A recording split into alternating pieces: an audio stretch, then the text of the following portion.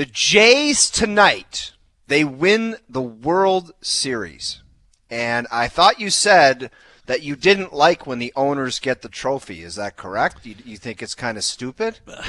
I don't have the biggest issue with it. I would prefer the players got it. Sure. You don't like it. I definitely would prefer the players to get it, but it's history and tradition, and that's the way it goes. Okay, I don't lose sleep over that. Let's put it that way. Let's say you went up to Tommy Verducci and you said, step aside.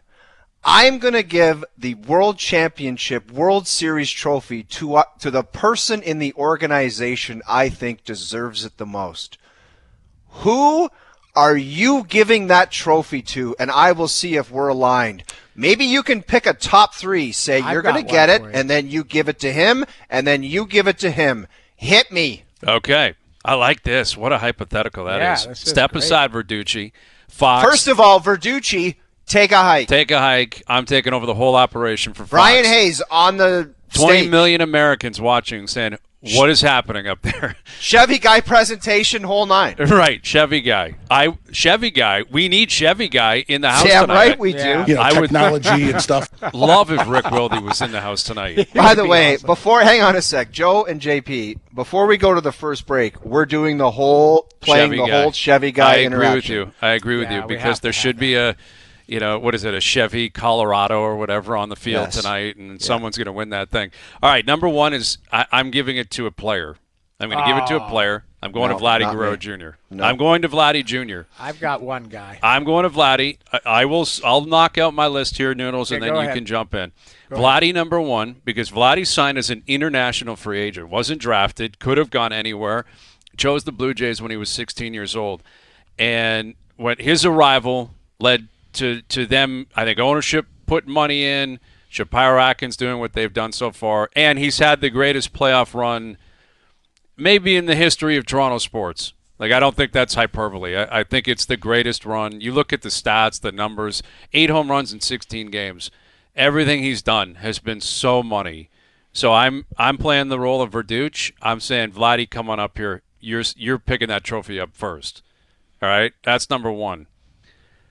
Who does Vlatty hand it to? Vlatty. Okay, you guys want to jump in? You can go with your number ones. Okay, Noodles, you go ahead, and then I'll explain my first pick. Ross Atkins. Okay. All right. Now we're having a party on a Friday afternoon. We're getting into it early. Go ahead. This is a guy that has stood by and taken bullet after bullet, and we believe in this team, and he's had the Shanahan and, name a coach speech, the Keefe speech or Kyle Dubas speech. I believe in these guys, internal improvements, all of that. He signed Vlatty.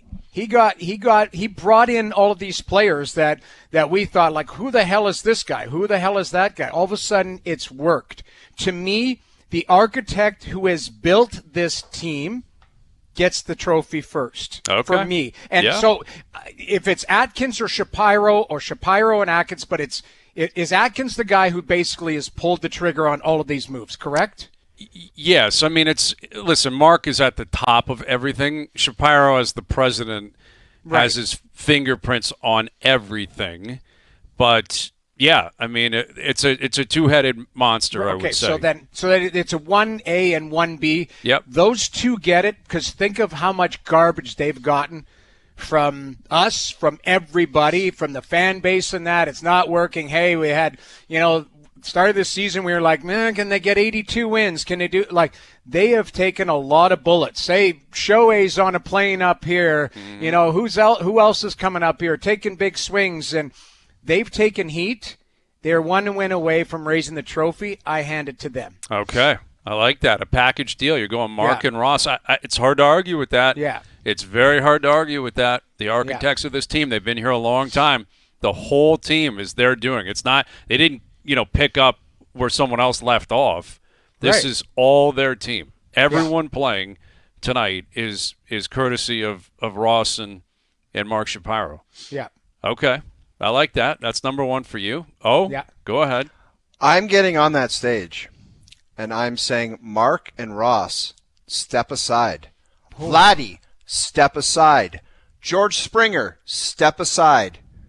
David Popkins, let's have a chat. The hitting coach is getting the trophy first. That would be unprecedented. I'm not kidding. I think what we witnessed last year.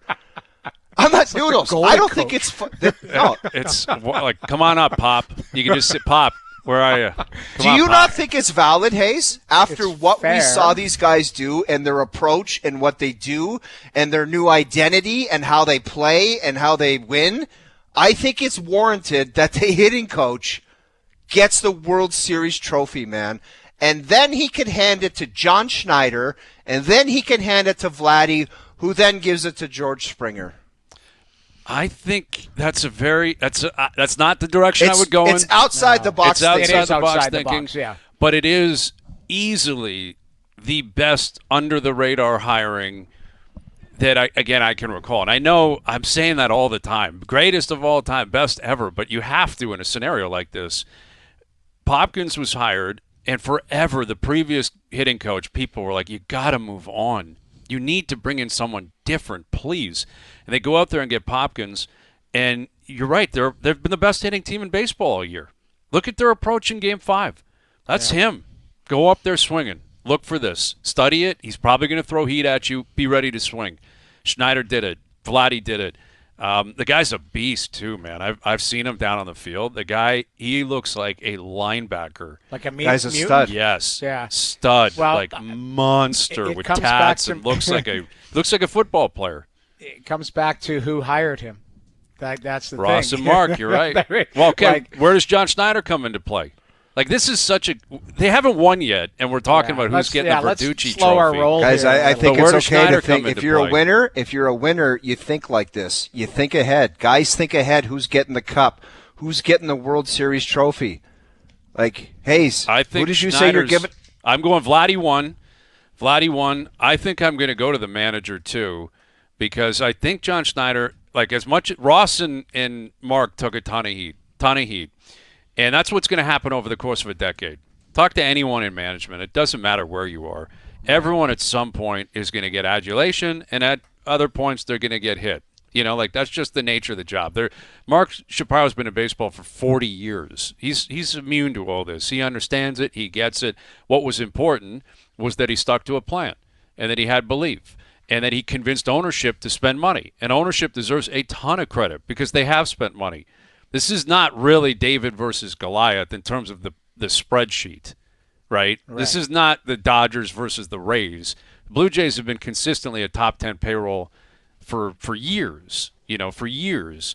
But I think you look at Schneider, what we keep hearing, and we heard it from Bassett today and we've heard it from other players, is that there is this camaraderie among the group that someone's got to establish that. And I think you got to credit the manager for it.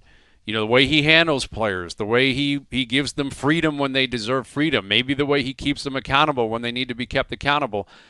I think he deserves a lot of credit. I think his attitude, his approach, he's always the same. Like John Schneider's always the same. He doesn't waffle, man. You don't see different shades of John.